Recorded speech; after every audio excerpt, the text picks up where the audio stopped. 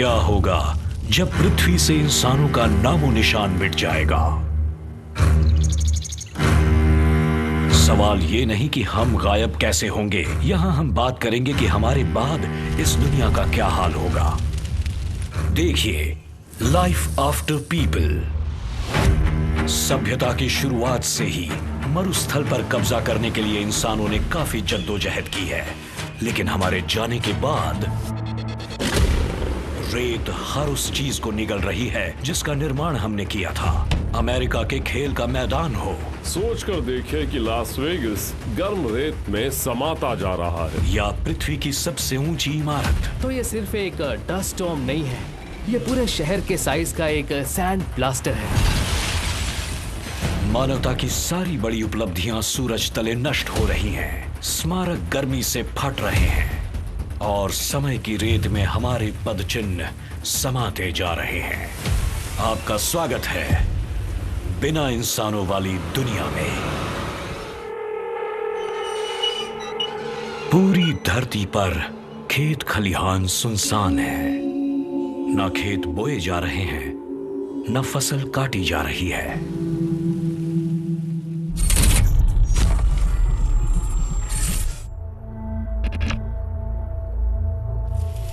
California की imperial valley में इन बेसहारा खेतों को इंसानों ने अपनी विशुद्ध इच्छा शक्ति से सींचा था, क्योंकि ये जगह कभी बंजर मानी जाती थी।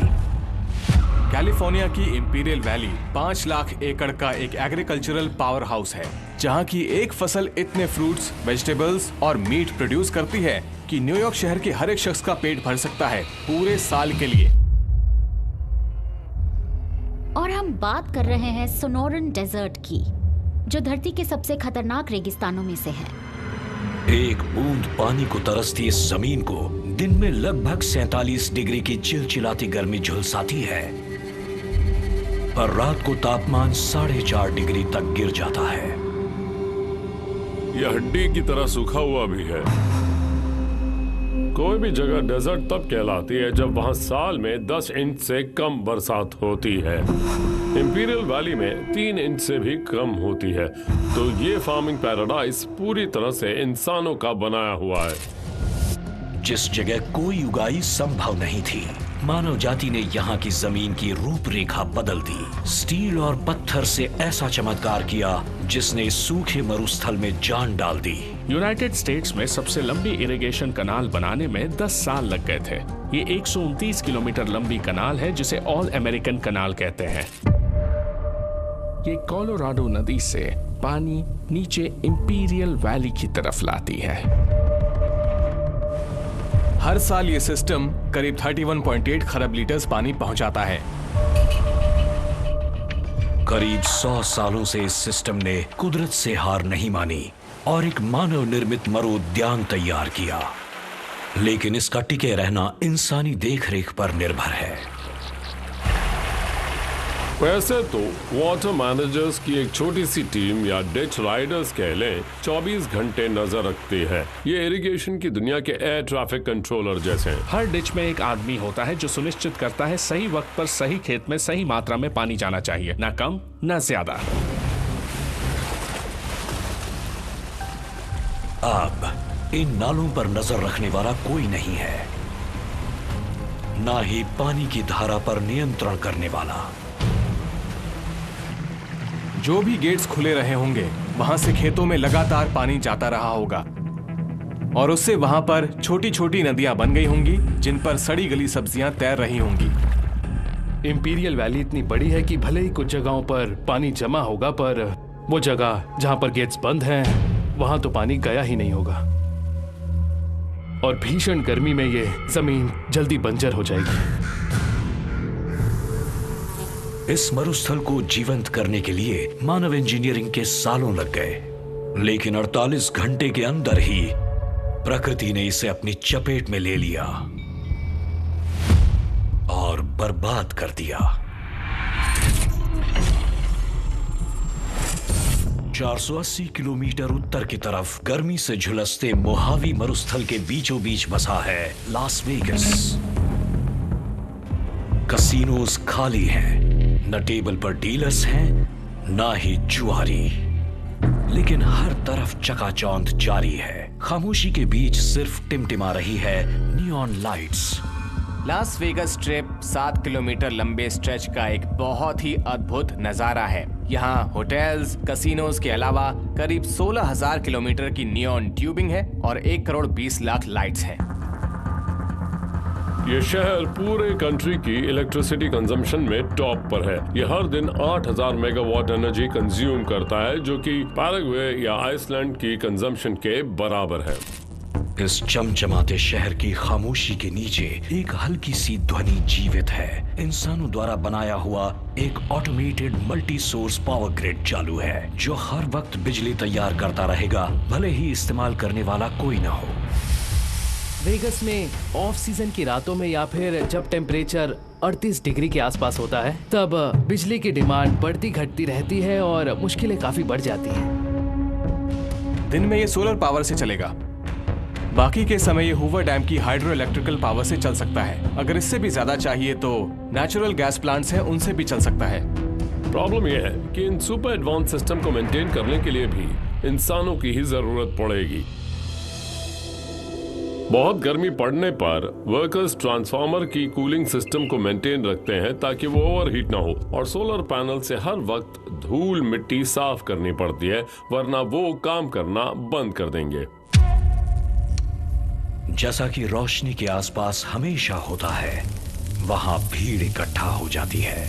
ये भीड़ रात को यहाँ बड़ी तादाद में इकट्ठी हुई है। बहुत सारे कीड़े लाइट से अट्रैक्ट होते हैं, जैसे कि मॉथ्स, फ्लाइज, बीज, वॉस्प्स, मॉस्किटोज। आमतौर पर ये लोग चांद की रोशनी के नीचे मंडराते रहते हैं। फिर किसी आर्टिफिशियल लाइट को देखकर ये कंफ्यूज हो जाते हैं। फिर ये जहां भी रोशनी देखते हैं उसके आसपास मंडराने लगते हैं। जब आसपास के शहरों और कस्बों की रोशनी बंद हो जाती है तो ये लाइट से आकर्षित होने वाले कीड़े वेगस की तरफ चले आते हैं। पहले भी ग्रास हॉपर्स ने लास वेगस को परेशान किया है। 2019 की एक रात रोशनी से अट्रैक्ट होकर इन्होंने पूरे शहर को घेर लिया था। एक एस्टिमेट के मुताबिक उस रात शहर में 4 करोड़ 60 लाख ग्रास हॉपर्स आए थे, जिससे लोकल्स और टूरिस्ट परेशान हो गए। ग्रास हॉपर्स का झुंड इतना घना था कि ये बादलों की तरह दिख रहे थे। साइंटिस्ट इनकी मूवमेंट वेदर सैटेलाइट से ट्रैक कर रहे थे। पूरे बेलाजियो में हलचल है। फर्श कीड़ों से भर चुका है। एमजीएम ग्रैंड छटपटा रहा है, जिस पर टिड्डियों ने कब्जा कर लिया है, और शहर की जीवन रेखा यानी यहाँ के इलेक्ट्रिकल ट्रांसफॉर्मर्स को भी इन्होंने घेर रखा है। आमतौर पर ट्रांसफॉर्मर्स पावर प्लांट में जनरेट होने वाली इलेक्ट्रिसिटी लेते हैं और छोटे छोटे डोसेस में बदलकर हमारे घरों और दुकानों तक पहुँचते हैं। ये समझ लीजिए कि ये होलसेल में जनरेट हो रही है और रिटेल में घरों तक पहुंच रही है। अब प्रॉब्लम ये है कि ये कीड़े इतनी तादाद में बढ़ गए हैं कि अब ये लोग वेंटिलेशन भी रोक रहे हैं। नॉर्मली ट्रांसफार्मर को ठंडा रखने के लिए क्रू को काम करना पड़ता है, पर अब कौन करेगा? वो गर्म हो जाएंगे तो अंदर का तेल भी जल जाएगा, वायरस पिघलने लगेंगी, इंसुलेशन कमजोर होगा। अब इसके बाद तो धमाके का ही इंतजार रहेगा। बिना किसी चेतावनी के खामोशी टूट जाती है। एक ट्रांसफार्मर से चिंगारी भड़क उठती है, फिर एक और, उसके बाद एक और। शायद एक अंत की शुरुआत हो चुकी है। ये धमाके इतनी तेजी से और खतरनाक तरीके से बढ़ रहे थे कि ऐसा लग रहा था कि कोई पॉपकॉर्न बना रहा है, बस कॉर्न की जगह यहाँ TNT है। आपने इससे भयानक और तबाही वाला फायरवर्क्स शो नहीं देखा होगा। एक शताब्दी से भी अधिक समय तक लगातार दुनिया का सबसे जगमगाता शहर अंधकार की गर्त में समा गया। कभी रोशनी के प्रतीक रहे इस शहर को अंधकार ने निगल लिया, लेकिन शहर के कुछ हिस्से अब भी सुलग रहे हैं। हवा का एक झोंका आने की देर है जब एक चिंगारी लॉस वेगस के आसमान को आखिरी बार रोशन कर देगी। तेज धूप से तपते अरेबियन डेजर्ट की सरहद पर बसा है दुबई शहर। ऐसा महानगर जहां कभी 60 लाख लोग रहा करते थे, आज बिल्कुल सुनसान पड़ा है। यहाँ की आधुनिक रेल सिस्टम वीरान पड़ी है और दुबई का मशहूर फव्वारा बिना दर्शक नृत्य कर रहा है। सदियों तक दुबई अरेबियन डेजर्ट में सिर्फ एक बैकवाटर था, पर फिर 1966 में उन्हें वहां तेल मिला। जब ऑयल बूम अपने पीक पर था, वो लोग हर दिन 375 करोड़ रुपए कमा रहे थे और फिर उन्होंने वो सब कुछ एक बड़ा इकोनॉमिक प्लेयर बनने में इन्वेस्ट कर दिया। दुबई पहले एक छोटा सा फिशिंग विलेज था, पर अब मिडिल ईस्ट का दूसरा सबसे बड़ा शहर बन गया है। यहाँ इस रीजन का सबसे बड़ा पोर्ट बनाया गया और यहाँ दुनिया भर से 10% कार्गो कंटेनर्स आते हैं। उन्होंने टूरिज्म को बढ़ाने के लिए बीचेस बनाए हैं, यहाँ तक कि मैन मेड आइलैंड्स तक बनाए हैं। उन्होंने 1 लाख होटल रूम्स बनाए हैं ताकि बाहर से आने वाले लोग वहाँ रह सकें। इंसानों के खत्म होने के 2 हफ्ते बाद दुबई को इलेक्ट्रिसिटी पहुंचाने वाले नेचुरल गैस के टर्बाइंस को रिफ्यूल करने के लिए कोई नहीं है और आखिरकार ये भी रुक गए। अब यहाँ के विशाल मॉल्स और कृत्रिम द्वीप सुनसान पड़े हैं। पर इस शहर के बीचों बीच एक इमारत है जिसमें अभी भी जान बाकी है। शहर के बीच बैकअप जनरेटर्स चल रहे हैं। इस खामोश दुनिया में एक हल्की सी आवाज गूंज रही है। ये कांच और लोहे से बना एक विशाल स्तंभ है जिसे इंसानों ने कुदरत के सबसे कठोर तत्वों के बीच खड़ा किया है। ये है दुनिया की सबसे लंबी इमारत, बुर्ज खलीफा। न्यूयॉर्क और लंदन से compete करने के लिए और दुनिया को साबित करने के लिए दुबई को एक आइकॉनिक लैंडमार्क चाहिए था, तो उन्होंने एक ऐसा टावर बनाया जो 2716 फीट ऊंचा है और जिसमें 160 फ्लोर्स हैं। ये एम्पायर स्टेट बिल्डिंग से करीब 2 गुना ज्यादा ऊंचा है। दुबई का वातावरण बहुत खतरनाक है। वहाँ का टेम्परेचर 51 डिग्री सेल्सियस से ऊपर जा सकता है और उसके साथ साथ तेज हवाएं भी चलती हैं और कभी-कभी सैंडस्टॉर्म्स भी वहाँ आते हैं। इस विशाल इमारत को रेगिस्तान में खड़े रहने के लिए बनाया गया था। ये इंसानी काबिलियत का बेजोड़ नमूना है, पर इसके नीचे इस सूखी और जानलेवा गर्मी में एक खतरा रेत के अंदर छिपा बैठा है। बुर्ज खलीफा पर्शियन गल्फ से सिर्फ 4 किलोमीटर दूर है, मतलब सॉल्ट वाटर, और वही सॉल्ट वाटर लगातार दुबई के नीचे रिस रहा है। ये इमारत कंक्रीट की 192 पाइल्स पर खड़ी है जो कि धरती की गर्भ तक गाड़े गए हैं। जैसे जैसे पानी अंदर आएगा, मिट्टी फूलने लगेगी और पानी इनके कमजोर हिस्सों में ढूंढ ढूंढ कर अपनी जगह बनाएगा। खुद को बचाने के लिए बुर्ज में एक बहुत बड़ा पंपिंग सिस्टम लगा हुआ है जो ग्राउंड वाटर से निपटता है। ये 1 साल में पानी से भरे 20 ओलंपिक साइज स्विमिंग पूल को खाली करने जितना है। अगर सारे पंप्स खराब हो जाते हैं तो भी इंजीनियर्स ने एक कैथोडिक प्रोटेक्शन सिस्टम तैयार करके रखा है जो जंग से बचने के लिए इलेक्ट्रिसिटी का इस्तेमाल करता है। इमारत के नीचे इसकी फाउंडेशन के स्टील में एक करंट दौड़ता है, एक ऐसी ताकत जो उस केमिकल रिएक्शन को होने से रोकती है जिसकी वजह से मेटल ऑक्सीडाइज होते हैं और उन पर जंग लग जाता है। लेकिन इस सिस्टम को चलाने के लिए इलेक्ट्रिसिटी की जरूरत होती है। लोगों के जाने के 1 महीने बाद इस इमारत के बैकअप जनरेटर्स को चालू रखने वाला अब कोई नहीं है। ये आखिरी सांसें ले रहे हैं। बैकअप जनरेटर्स डीजल फ्यूल पर चलते हैं और अगर टैंक्स पूरे भरे भी हों तो ज्यादा से ज्यादा वो 2 हफ्तों तक चलेंगे, तो इंसानों के बाद ये भी जल्द ही दम तोड़ देंगे। आखिरी जनरेटर ने भी दम तोड़ दिया। कभी बुर्ज खलीफा की फाउंडेशन की रक्षा करने वाला ये इलेक्ट्रिकल यंत्र अब खामोश हो चुका है। इस इमारत के आखिरी रक्षकों ने भी हथियार डाल दिए और दुनिया की सबसे ऊंची इमारत अब लाचार खड़ी है।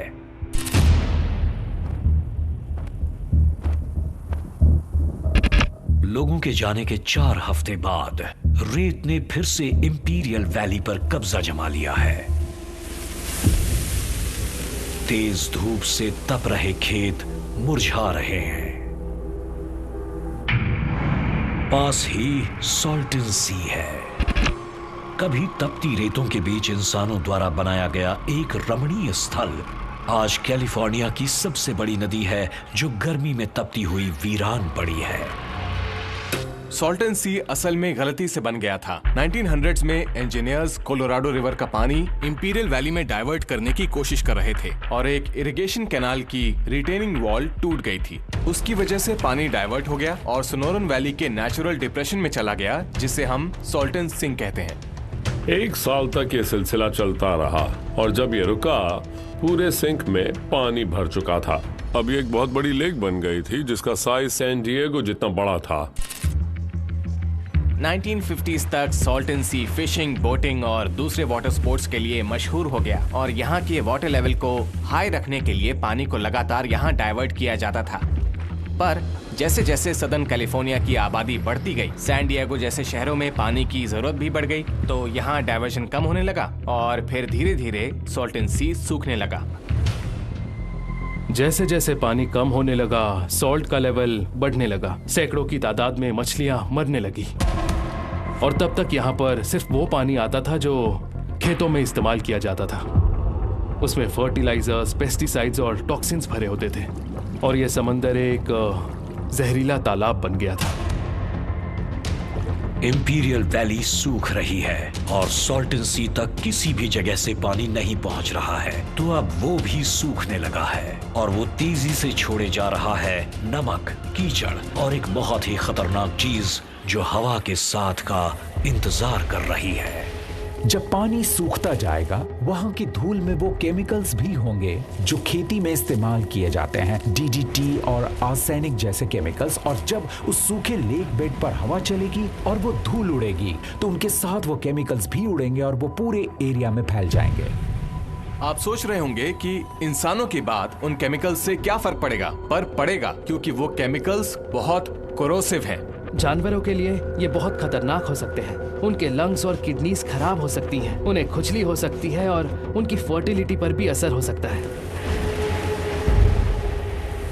सॉल्टन सी के सूखे तल से उड़ने लगी है जानलेवा धूल। सेंटा एना से हवाएं चल रही हैं जो 110 किलोमीटर की रफ्तार से गूंज के साथ पूरी घाटी में घूम रही हैं। अब हवा भी जहरीली हो गई है और ये जहां से गुजरेगी उस जगह की रूपरेखा हमेशा के लिए बदल जाएगी।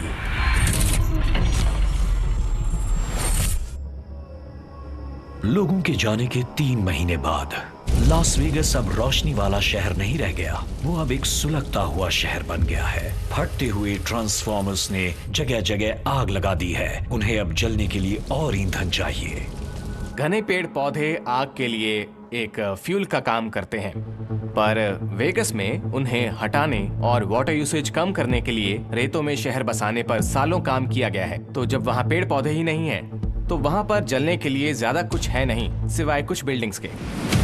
एक बहुत ही भयानक चीज मंडरा रही है जो यहाँ पर मानवता के बचे हुए अवशेषों को जलाकर राख कर सकती है। लास वेगस में ज्यादा बारिश नहीं होती है, पर गर्मी के मौसम में यहाँ आसपास की पहाड़ियों में थंडरस्टॉर्म्स आते हैं जो कि वैली की तरफ तेज हवाएं भेजते हैं। आग फैलने की सबसे पहली वजह है हवा। चलते हुए अंगारे हवा के साथ 3.5 किलोमीटर तक उड़ सकते हैं और किसी इमारत में गिरकर वहां आग लगा सकते हैं। बिना चेतावनी आग जल जाती है। पहले ईस्ट लास वेगस के बीचों बीच, फिर आर्ट्स डिस्ट्रिक्ट के वीरान म्यूरल्स तक। आखिरकार उसने सब कुछ अपनी गिरफ्त में ले लिया। नियॉन साइंस पिघल रही हैं, इमारतें जल रही हैं। कभी यहाँ आना लोगों का सपना हुआ करता था, अब ये एक आग का गोला बन गया है।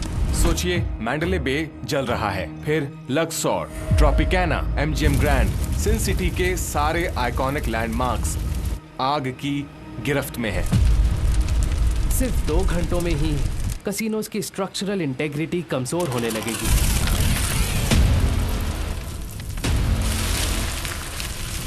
कसिनोज की छत ढह जाएगी और दीवारें गिरने लगेंगी। यहाँ की सारी चमक धमक धीरे धीरे जलकर राख हो जाएगी। लास वेगस जला हुआ खंडर बन गया। अब इस धुएं के बीच एक ही सवाल है, जो कुछ भी बचा है उसे रेत कितने वक्त में निगलने वाली है।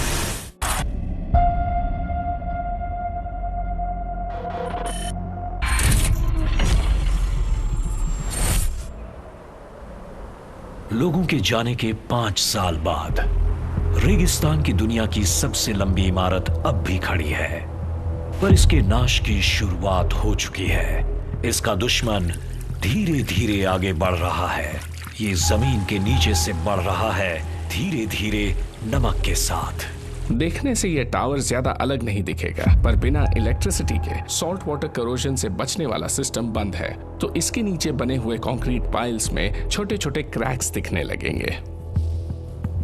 तो बुर्ज अब बंद पड़ा है और अरेबियन सन में महीनों से तप रहा है। यह अब एक ग्रीन हाउस बन गया है और इसके अंदर का टेम्परेचर लगभग 65 डिग्री तक पहुंच गया है। और पर्शियन गल्फ में होने की वजह से यहाँ गर्मी में ह्यूमिडिटी 60% के आसपास होती है। कमरों की दीवारों और छत पर कंडेंसेशन होने लगेगी। वो इतनी गीली होगी कि लगेगा अंदर बारिश हो रही है। सबसे पहले फर्नीचर और कारपेट्स पर फंगस उगने लगेगा और फिर मोल्ड आएगा। ड्राई वॉल सड़ने लगेगी और लकड़ी के दरवाजे और दीवारें सड़ के मुड़ने लगेंगे। लग्जरी का भ्रम कितनी जल्दी गायब हो सकता है, ये कमाल है। बुर्ज खलीफा के कमरे बहुत जल्दी गंदे दिखने लगेंगे, रंग फीके पड़ जाएंगे, उनमें बदबू आएगी और ऐसा लगेगा कि सारे कमरे और हॉलवेज पिघल गए हों।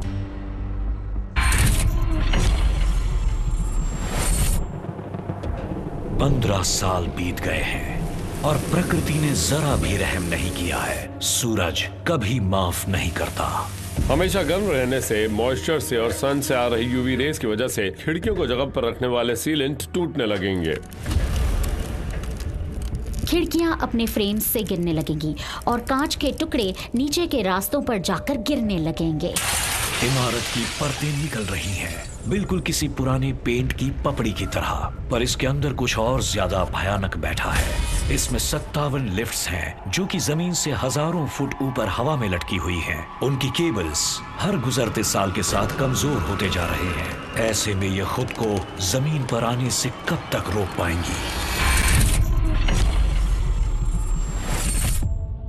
इंपीरियल वैली में जो किसी समय एक हरा भरा खेत हुआ करता था, अब उसे पहचाना भी नहीं जा सकता। उस पर सोनरन डेजर्ट ने वापस कब्जा कर लिया है। यहाँ पर होने वाली सारी खेती अब तबाह हो चुकी है और सॉल्टन सी पूरी तरह सूख चुका है। इसका लेक बेड सूख गया है और यहाँ पर सेलेनियम और आर्सेनिक और डीडीटी जैसे खतरनाक और भारी एलिमेंट्स हैं जो हवा में उड़कर धूल के बादल बन गए हैं और ये जहरीले बादल पूरे शहर में उड़ रहे हैं। तेज चलती हवा और सैंटा एनास इस आर्सेनिक वाले धूल को पूरे सदर्न कैलिफोर्निया में फैला देंगे। हम यहाँ पर हजारों टन जहर की बात कर रहे हैं जो दशकों तक घूमता रहेगा। ये मौत का बादल पश्चिम की तरफ बढ़ रहा है और अपना अगला शिकार ढूंढ रहा है। एक वीरान सूखा शहर जिसे पहले से ही दूसरे एलिमेंट्स निचोड़ रहे हैं। Los Angeles. एलए रेगिस्तान नहीं है, पर यहाँ का क्लाइमेट ड्राई मेडिटेरेनियन है। पर लोगों के जाने के 25 सालों बाद ये रेगिस्तान बन सकता है। ये शहर एक गर्म और सूखे क्लाइमेट में रहने के खतरे के बारे में अच्छे से जानता है और अपने जागरूक नागरिक और लाजवाब फायर फाइटर्स के बगैर ये पहले से और भी बुरे हाल में होगा। पर इसके पहाड़ के ऊपर एले का एक आइकन है जो रेत की गिरफ्त में फंसा हुआ शहर को देखता रहेगा। 1978 में स्टील से वापस बनाने की वजह से हॉलीवुड साइन अब भी बिल्कुल सही सलामत है। स्टील 1370 डिग्री सेल्सियस पर पिघलता है जो कि ज्यादातर वाइल्ड फायर से बहुत गर्म है। तो भले ही लॉस एंजलिस जल जाए पर इस साइन को कुछ नहीं होगा। भले ही पूरा हॉलीवुड जल जाए पर उसकी निशानी सलामत रहेगी। समय के साथ यहाँ कुदरत का कब्जा हो जाएगा। रेगिस्तान में उगने वाले पौधे यहाँ उगने लगेंगे, टॉप सॉइल खराब होने लगेगी और ये शहर बिल्कुल वैसा दिखने लगेगा जैसे मोहावे की सूखी हुई जमीन है। एक अच्छी खबर यह है कि आग का खतरा चला जाएगा क्योंकि ज्यादातर जलने वाली सारी चीजें धीरे धीरे रेगिस्तान के रेत के नीचे दब जाएगी। शहर के फ्रीवेज मकड़ी के जाल की तरह फैले हुए हैं। उन पर क्रैक्स आ गए हैं, धूप में तप रहे हैं और कई सारी गाड़ियां यहाँ पड़ी हुई हैं। पर उनके बीच एक जानवर घूमने लगा है जिसे इंसान अपने आप से हमेशा दूर ही रखता था। एलए का करीब 850 किलोमीटर का फ्रीवे सिस्टम भले कार्स के चलने के लिए बनाया गया है, पर साथ ही माउंटेन लायंस को कैद करके रखता है और उन्हें इंसानों और उनके मेट से दूर रखता है। जब इंसान थे तब अपने इंस्टिंक्ट्स की वजह से ये जवान मेल लायंस अपनी जान जोखिम में डालते थे। ये एलए के जानलेवा फ्रीवेज को पार करने की कोशिश तक करते थे। लोगों के जाने के बाद इंजन्स शांत हो गए हैं, सड़कें खाली हैं और 100 सालों में पहली बार इनके रास्ते में कोई नहीं आ रहा। माउंटेन लायंस अब खुले घूमते हैं, अपनी टेरिटरी को बढ़ा रहे हैं, मेड्स ढूंढ रहे हैं और अपनी स्पीशीज के भविष्य के लिए अपने जीन पूल को मजबूत बना रहे हैं। पर जैसे ही इन पहाड़ों के राजा ने एलए की सड़कों पर कब्जा किया, जहरीले टॉक्सिन्स से भरा हुआ बादल जो कि इस शहर की तरफ बढ़ रहा था, अब यहां आ चुका है।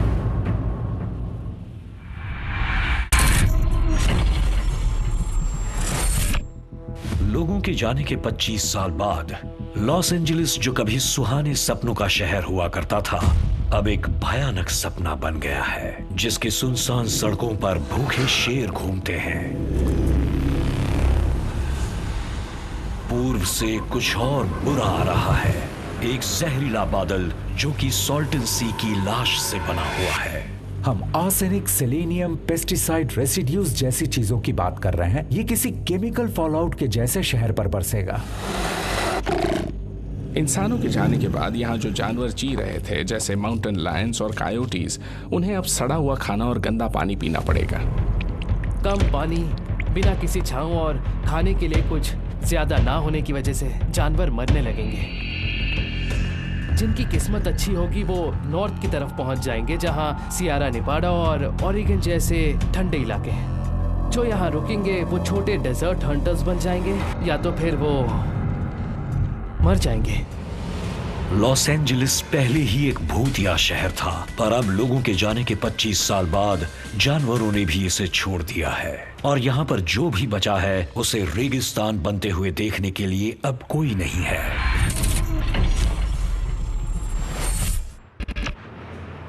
दुबई में इंसानों द्वारा बनाई गई सबसे ऊंची इमारत अभी भी खड़ी है, पर धीरे धीरे वो अंदर से सड़ रही है और अब एक नया खतरा पैदा हो रहा है जो इस पर कब्जा करने वाला है। 1970s में यूएई ने सेंट्रल अमेरिका से मेस्कीट ट्रीज इंपोर्ट किए थे, ये उम्मीद करते हुए कि दुबई के आसपास के रेगिस्तान को थोड़ा हरा भरा बनाया जाए। देखने में ये एक जबरदस्त आइडिया था। ये पेड़ बहुत तेजी से उगते हैं, ये बहुत छांव देते हैं और नमकीन पानी को बहुत अच्छे से संभालते हैं, पर किसी को भी ये समझ में नहीं आया कि वो किस दरिंदे को जन्म दे रहे हैं। इसके शैलो रूट्स हर तरफ 3 फीट तक जाते हैं और न्यूट्रिशन रोक देते हैं, और इसके कैनोपी के आसपास कुछ नहीं बचता है क्योंकि ये ऐसे केमिकल्स रिलीज करता है जो दूसरे पौधों को उगने नहीं देते। किसी जमाने में ग्राउंड कीपर्स की एक छोटी सेना इन पेड़ों को संभालने का काम करती थी, पर लोगों के जाने के बाद ये वायरस की तरह फैलने लगे। इसके रूट्स पेवमेंट्स को तोड़ने लगे और इमारत की बेस को कमजोर कर दिया। मेस्कीट की जड़ें बहुत गहरी जा सकती हैं, कभी कभी 150 फीट नीचे तक। इतनी गहरी जड़ें होने की वजह से वो अंडरग्राउंड वाटर तक पहुंच पाते हैं और अकाल में भी जिंदा रहते हैं। मेस्कीट के रूट्स ने फाउंडेशन के क्रैक्स तक रास्ता ढूंढ लिया है। इससे क्रैक्स वाइड हो जाएंगे, सॉल्ट वाटर अंदर जाएगा और फाउंडेशन सड़ने लगेगी और बहुत जल्द सब कुछ तबाह हो जाएगा। तो इसकी शुरुआत सॉल्ट वाटर से हुई थी, पर अंत रूट्स करेंगे। इस इमारत की फाउंडेशन तो सड़ ही रही है, पर जिन ऊंचाइयों को छूने के लिए इसे बनाया गया था, वहां से एक नया खतरा आने वाला है। लंबी बिल्डिंग्स लाइटनिंग के लिए हमेशा एक आसान शिकार होती है और फ्लैट डेजर्ट में ये जोखिम और बढ़ जाता है, और जब ये दुनिया का सबसे बड़ा स्काईस्क्रैपर हो तो खतरा और भी बढ़ जाता है। इस इमारत का इकलौता बचाव इंसानों के द्वारा बनाया गया एक निशान है, एक लाइटिंग रॉड जो कि हर झटके को सुरक्षित तरह से जमीन तक पहुंचाता है। पर ये जो सिस्टम है ये एक इंसान द्वारा रिपेयर किए जाने से पहले करीब 100 झटके झेल सकता है, और बुर्ज खलीफा साल में करीब 10 से 12 बिजली के झटके झेलता है, फिर भी टिका रहता है। इसकी मरम्मत करने के लिए लोग नहीं हैं, तो अब ये लाइटिंग रॉड सिर्फ एक सजावट बनकर रह गया है। लोगों के जाने के 30 साल बाद इसे हिलाने के लिए किसी प्रलय की जरूरत नहीं है, एक आम थंडरस्टॉर्म ही काफी है। मान लेते हैं कि एक आम लाइटनिंग स्ट्राइक में करीब 30 करोड़ वोल्ट इलेक्ट्रिसिटी होती है। वो 2.5 करोड़ गाड़ियों की बैटरी को जंप स्टार्ट कर सकती है। इतनी ज्यादा एनर्जी हम अपने स्काई स्क्रैपर्स के पास नहीं चाहते हैं। बिजली सिर्फ उससे टकराएगी नहीं, वो स्प्लिट हो जाएगी। वो झटका छोटे मेटल सपोर्ट से बिल्डिंग के कमजोर हिस्सों तक पहुंच जाएगा और जब इतना ज्यादा वोल्टेज कांच पर पड़ता है वो इस झटके ने ऊपर की मंजिलों को तहस नहस कर दिया है। कांच और मलबा गिर रहा है, आग लग गई है और तेजी से फैल रही है। ये इमारत अब जल रही है। आग रोकने वाला कोई भी सिस्टम अब काम नहीं करता। एक छोटी सी आग भी तेजी से फैलने लगती है। वेंटिलेशन डक्ट्स और खाली हॉल्स भी तेजी से जल जाते हैं और पूरी इमारत में आग फैल जाती है, जिससे पूरे इलाके में रोशनी हो जाती है। इंसानों की कंस्ट्रक्शन का सबसे बड़ा प्रतीक नीचे से सड़ रहा है और ऊपर से जल रहा है। सवाल ये नहीं है कि ये इमारत टिकेगी या नहीं, बल्कि ये है कि इसका विनाश कैसे होगा। लोगों के जाने के 50 साल बाद सिन सिटी अब सिर्फ एक खंडर बनकर रह गया है। कसिनोज के बचे खुचे अवशेष भी गिरने के कगार पर हैं।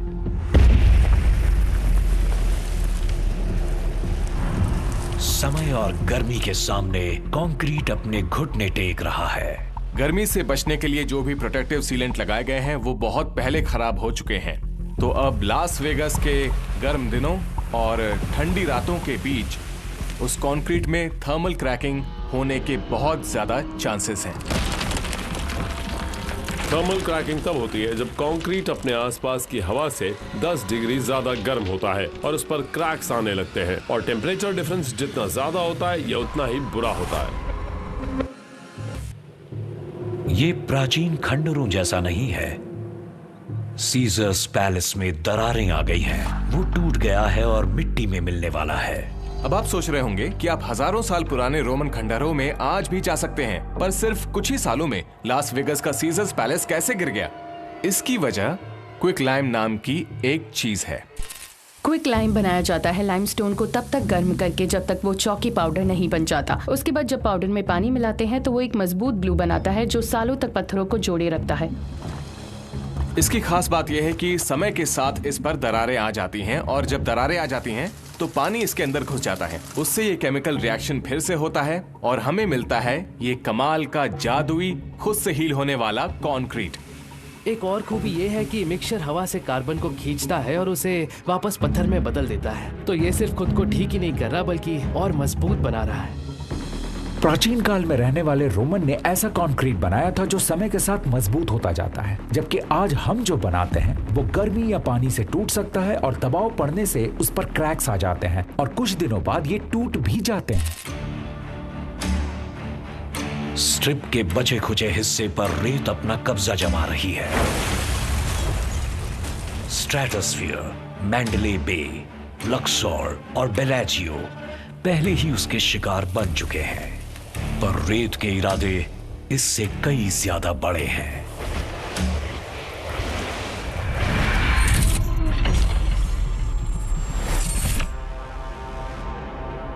दुबई में इंसानों द्वारा बनाया गया सबसे ऊंचा टावर बिजली के झटकों से और उस पर लगी जंग से नष्ट हो रहा है, लेकिन वो अब भी खड़ा है, इंसानी सभ्यता की आखिरी महान निशानी बनकर।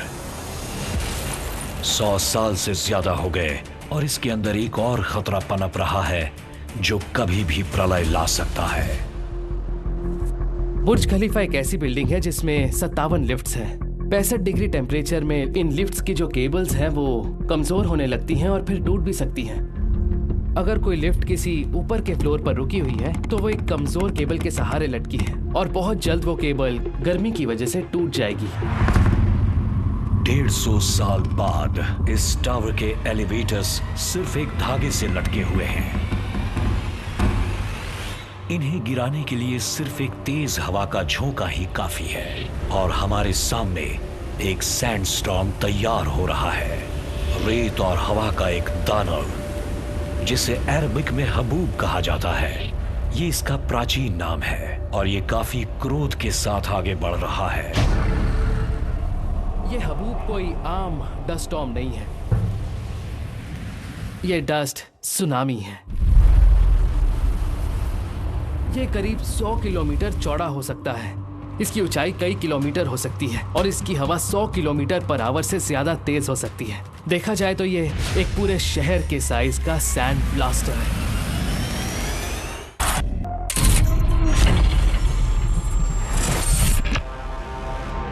लोगों के जाने के 150 साल बाद भी बुर्ज खलीफा खड़ा है। अब रेत की एक बहुत बड़ी आंधी टावर को घेर लेगी और उसे अपनी हवा की ताकत दिखा देगी। टावर के अंदर भूली बिसरी एलिवेटर्स जिन पर जंग लग चुकी थी, अब एक एक करके गिरने लगी हैं।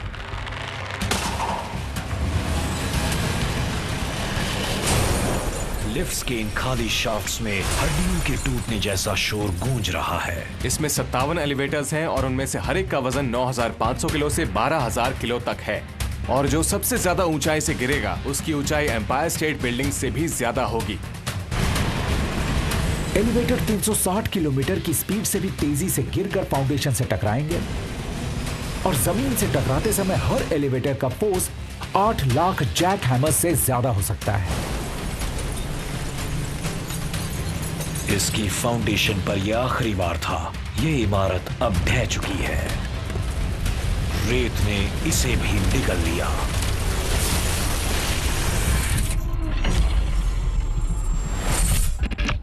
लोगों के जाने के 200 साल बाद लास वेगस का नामो निशान मिट चुका है। पुरानी चमक दमक की कुछ ही निशानियां बची हैं। कभी जगमगाने वाली स्ट्रिप आज एक बंजर जमीन बन गई है। नियॉन साइंस के टुकड़े जमीन पर दिखेंगे। शायद सीजर्स पैलेस का हस्क अभी भी दिख रहा होगा। एक खोई हुई सभ्यता की तरह उसके रोमन कॉलम्स के कुछ हिस्से दिख रहे होंगे। पर एक चीज अब भी मौजूद है, एक ऐसा स्मारक जो तब भी ऐसा ही था। लियो, MGM मैस्कॉट। ये 45 फीट ऊंचा है और इसका वजन करीब 50 टन है। उस इलाके में सब कुछ तबाह हो जाएगा, बस ये बचा रहेगा।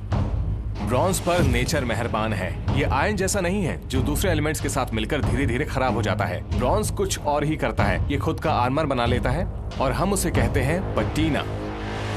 पट्टीना इसे प्रोटेक्ट करता है और उसे नुकसान होने से बचाता है। तो जहां स्टील कमजोर होता है और लकड़ी सड़ जाती है, ये ब्रॉन्ज लायन हजारों साल तक ऐसे ही खड़ा रहेगा।